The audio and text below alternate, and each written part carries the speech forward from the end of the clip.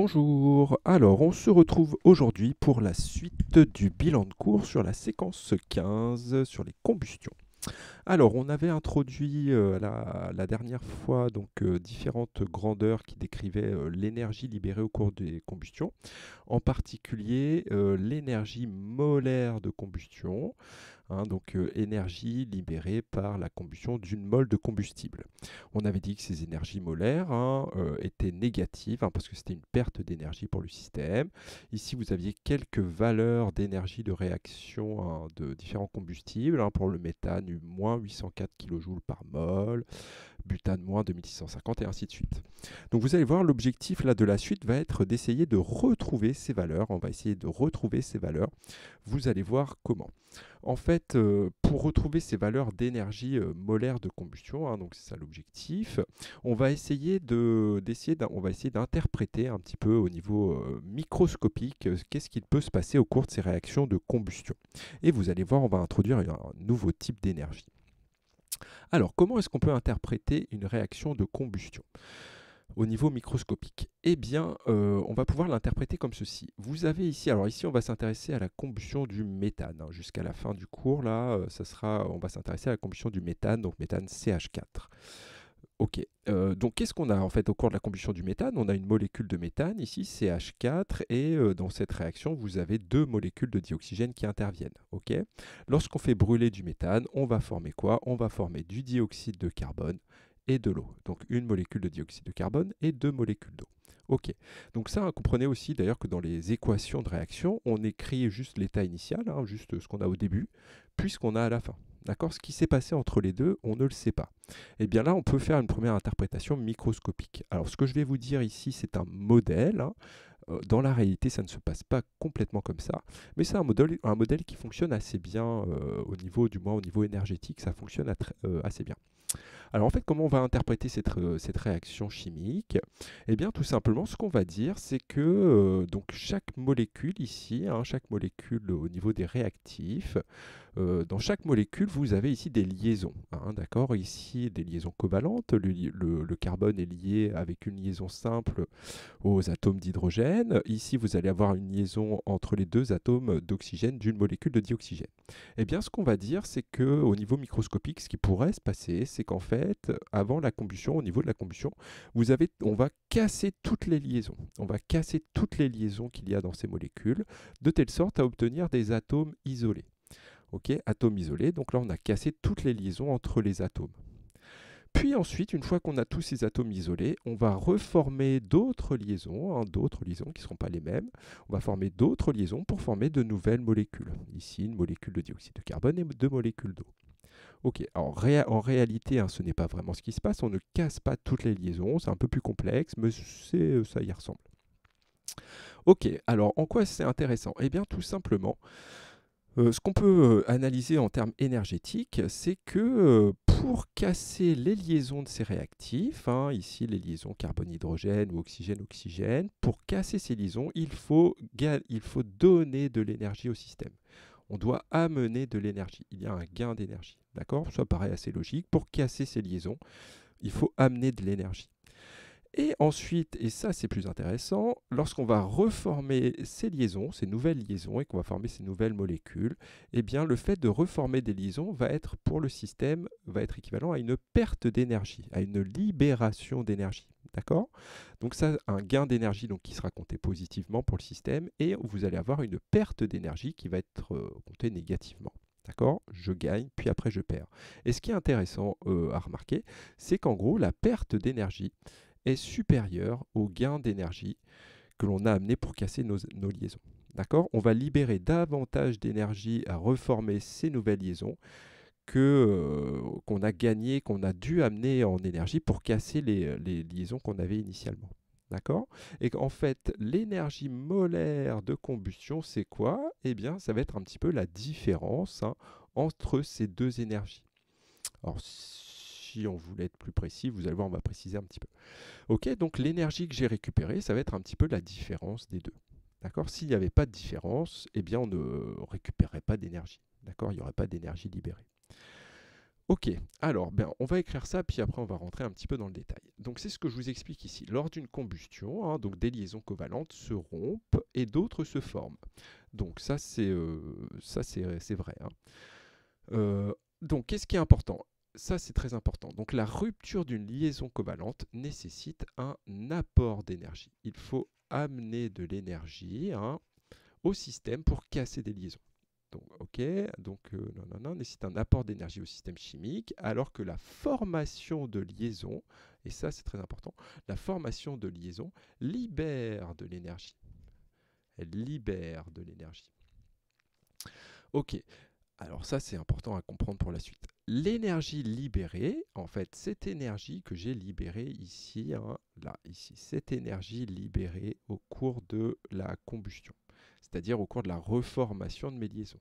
En fait, si vous regardez bien, cette perte d'énergie, elle est complètement opposée à l'énergie, par exemple, qu'il faudrait fournir pour casser ces liaisons. Okay. Si je voulais casser ces liaisons pour reformer ces atomes isolés, je devrais fournir cette énergie qui correspond exactement en valeur à la perte d'énergie qu'on subit, hein, que le système subit lorsqu'il va reformer les liaisons.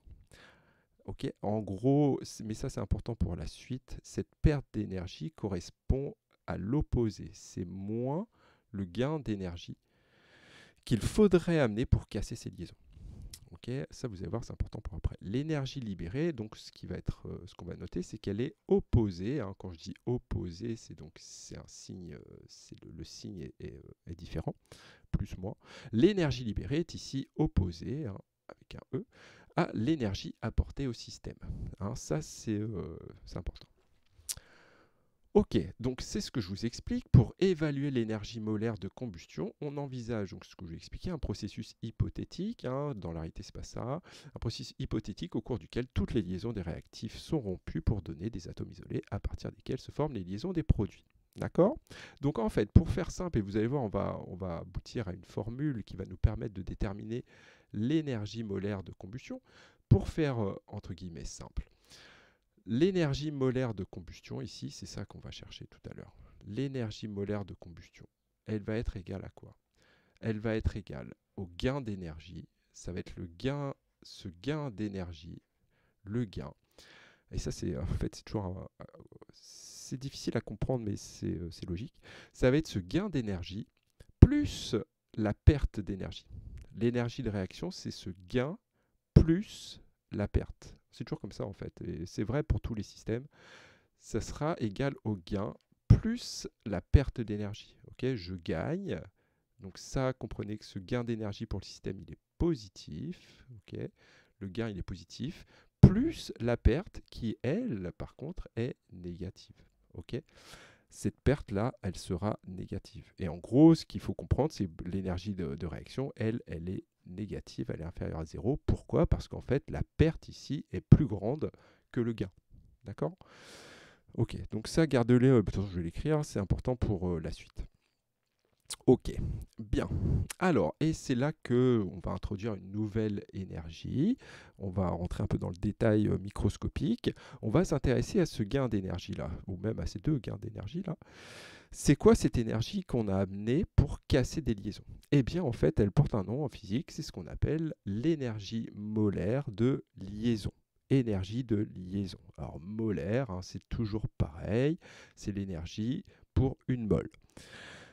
Donc l'énergie molaire de liaison, alors qu'on note EL, hein, c'est un petit L ici, l'énergie molaire de liaison, l'énergie de liaison d'une liaison covalente AB, alors j'ai mis AB, ce sont des atomes quelconques, d'une liaison AB, c'est l'énergie qu'il faut fournir pour rompre ou casser, hein, ça marche aussi, pour rompre une mole de liaison. Okay, et elle s'exprime tout simplement en kilojoules par mol.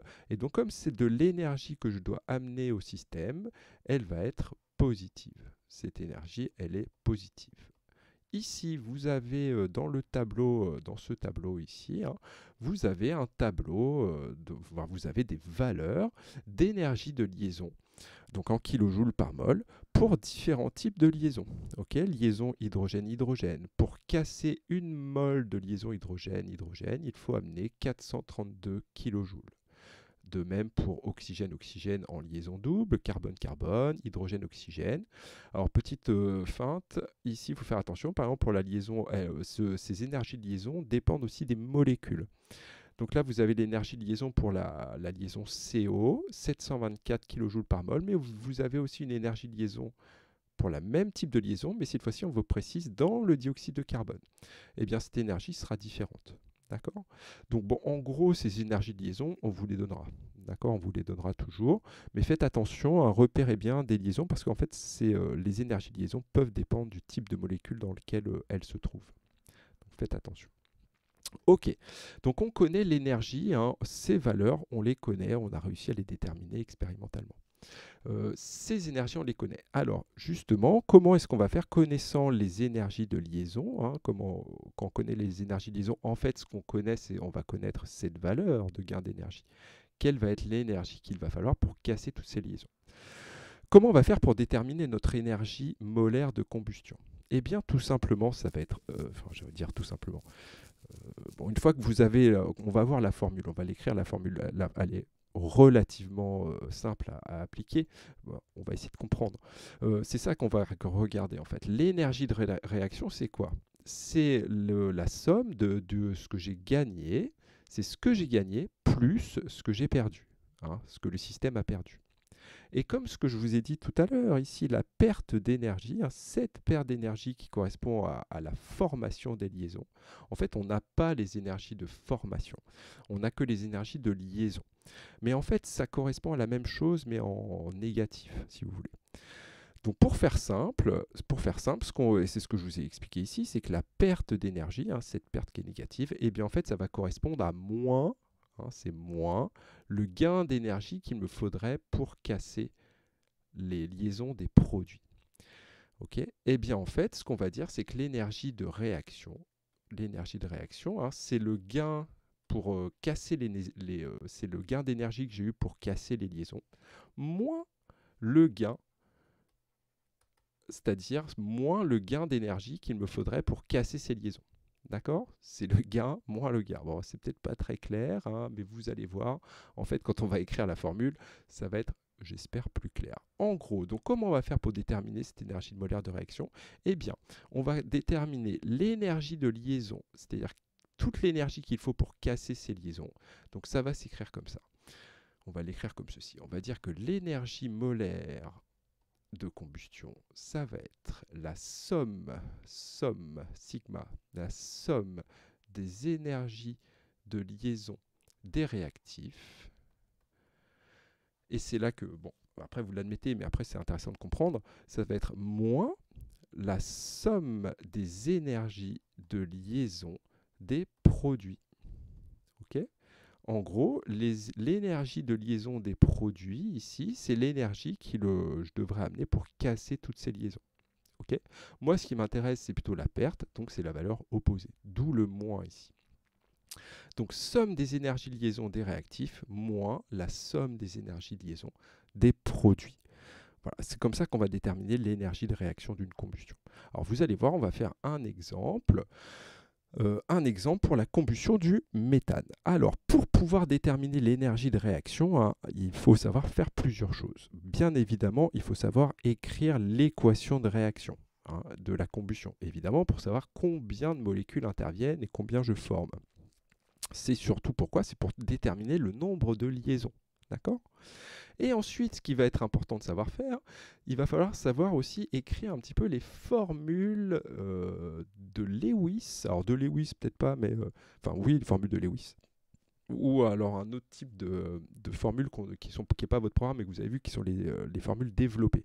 En fait, on va essayer de décrire les formules, du coup de Lewis, des réactifs et des produits. Pourquoi? C'est pour tout simplement identifier quel type de liaison est-ce qu'on a dans chaque réactif et dans chaque produit. Okay, et c'est là qu'après on va analyser quel type de liaison on doit casser, combien de liaisons on doit casser, et après on va faire cette petite formule. Ok, donc c'est parti, vous allez voir sur le méthane et puis après vous vous entraînerez sur d'autres types de réactions. Donc équation de réaction de combustion du méthane. Alors, on l'a écrit dans le cours, c'est CH4 plus 2O2 donne CO2 plus H2O, plus précisément 2H2O. Ok, bon, j'ai pas écrit gaz encore, hein. Vous l'écrirez. Alors, très important aussi, je vous en ai parlé dans la correction des exercices. Là, en fait, je vous ai mis un petit peu la méthode. En fait, vous devez écrire l'équation de réaction de la combustion avec un coefficient stoichiométrique égal à 1 pour le combustible. Alors, c'est le cas dans la combustion du méthane. Okay, le coefficient est égal à 1. En fait, pour déterminer l'énergie de réaction, on doit avoir ici une seule molécule de combustible. Si vous avez deux, il va falloir tout diviser, il faudra diviser tous vos coefficients stoichiométriques par 2. D'accord? Donc il est possible que vous soyez amené à avoir des fractions dans ce cas-là. Donc vous inquiétez pas, hein. Je vous montrerai, de toute façon je pense que je vous montrerai dans une autre vidéo un exemple où vous avez deux molécules qui interviennent dans l'équation. Ok, maintenant qu'on a écrit ça, on vous demande d'identifier la nature et le nombre de liaisons rompues et formées. Écrire les formules de Lewis des réactifs et des produits. Donc ce que je vais faire, c'est que je vais écrire les formules de Lewis des réactifs et des produits.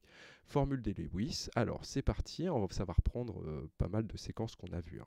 Donc CH4, le méthane, CH4, donc un carbone avec 4 hydrogènes. Donc ici, vous pouvez remarquer que vous avez 4 liaisons AKC, 4 liaisons CH. Plus 2O2, donc 2 molécules de dioxygène. La formule de Lewis du dioxygène, hein, je vous invite à revoir le chapitre là-dessus. Liaison double entre les atomes d'oxygène. En fait, ici, ce qui va être vraiment important, c'est pas tant les doublés non liants, ça va être surtout les doublés liants. Donc 2 molécules de dioxygène qui interviennent.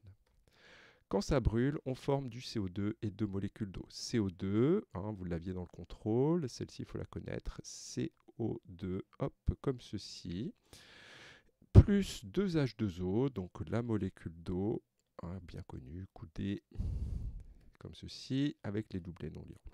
Ok, 2 molécules d'eau. On a écrit les formules de Lewis des réactifs et des produits. D'accord? Maintenant, qu'est-ce qu'on va faire? On va calculer l'énergie molaire de combustion.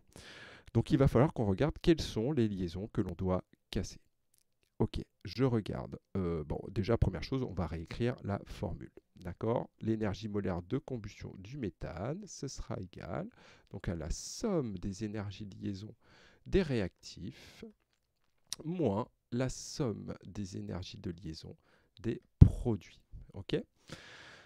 Donc c'est parti. Qu'est-ce qu'on a à casser et qu'est-ce qu'on a à former? Bon, première chose, on peut remarquer, hein, donc molécule de méthane, nous avons 4 liaisons CH et nous avons ici 2 liaisons OO. D'accord? Liaison double. Donc on regarde, est-ce qu'on a au moins ces informations? Oui, nous avons ici la liaison CH, hein, ici, elle vaut 415 kJ par mol, et la liaison OO, on la connaît. Ok, donc ça va s'écrire comment? On va l'écrire comme ça, tout simplement, l'énergie de réaction, donc somme des énergies de liaison des réactifs, on va dire que c'est donc 4 fois l'énergie, alors on devrait écrire EL, mais je ne vais pas l'écrire, c'est trop petit, 4 fois l'énergie de liaison de CH, ECH, plus 2 fois l'énergie de liaison de la liaison OO. Ok? Donc ça, c'est l'énergie qu'il faut pour casser toutes mes liaisons. Vous remarquerez que ce 2, en fait, alors là, j'ai dessiné les deux molécules, hein, mais on pourrait très bien en dessiner qu'une seule, hein. Je pourrais en dessiner qu'une seule, ici, et écrire mon coefficient, 2. D'accord? J'ai écrit mon coefficient 2 fois 2O, donc ça revient à faire 2 fois l'énergie. Ensuite, moins, alors mettez bien des parenthèses ici, moins l'énergie de liaison des produits. Qu'est-ce que j'ai comme liaison dans mes produits? J'ai 2 liaisons CO. Donc moins 2 fois l'énergie ECO plus, qu'est-ce que j'ai comme autre liaison? Eh bien, j'ai des liaisons OH. OH. J'en ai combien?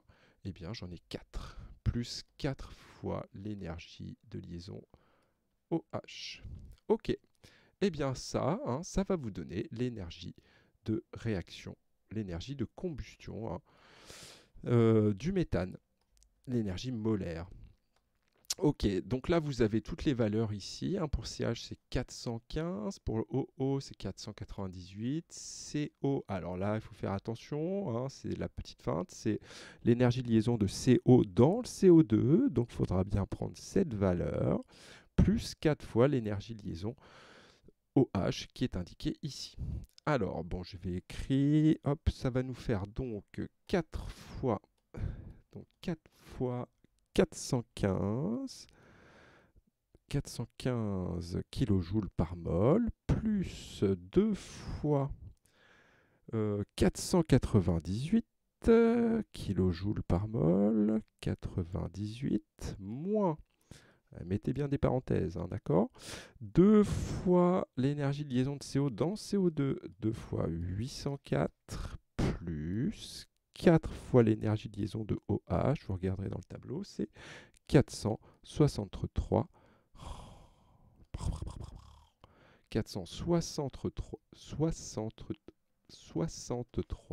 kJ par mol. Je vous invite à faire le calcul, et si vous faites ce calcul, je l'ai fait, hein, ça marche, et ça va vous donner moins 804 kJ par mol. Moins 804 kJ par mol. Oh, c'est magnifique, puisque pour le méthane, on trouvait moins 804 kJ par mol. Bam, c'est QFD. Voilà, donc voilà la méthode, hein, permettant de déterminer l'énergie molaire de combustion. On doit faire donc la soustraction de l'énergie de liaison des réactifs et l'énergie de liaison des produits. Ok, voilà, je vais vous donner des exercices à faire. Je pense, de toute façon, il reste une partie, hein, il reste la dernière partie. Je referai une petite vidéo reprenant un petit peu tout ça et reprenant quelques petits détails. Voilà, je vous souhaite une bonne journée.